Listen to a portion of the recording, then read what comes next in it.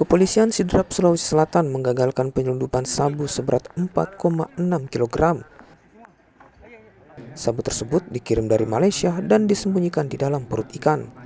Selain menyita sabu, polisi juga menangkap 5 terduga bandar sabu.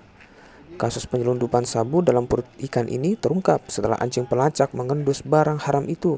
Para pelaku kini terancam hukuman mati atau penjara seumur hidup. Ini asalnya dari negara tetangga kita, ya, diselundupkan dari sana, dari Malaysia, menurut keterangan dari para tersangka. Kemudian melalui Kalimantan banyak, bisa yang pernah saya ungkap kemarin waktu awal saya menjabat dari Banjarmasin, mungkin dari Nunukan ya, dari Nunukan dan dimasukkan, awalnya dimasukkan dalam perut ikan. Jadi disamarkan ya dalam pengiriman, melalui proses pengiriman masuk perut ikan. Jadi anjing pun atau yang kita ada juga satwa kita di anjing pun nggak bisa mencium lagi karena apa? Baunya amis ya, jadi nggak bisa mengendus lagi. Yang endus dari mana? Ya dari keterangan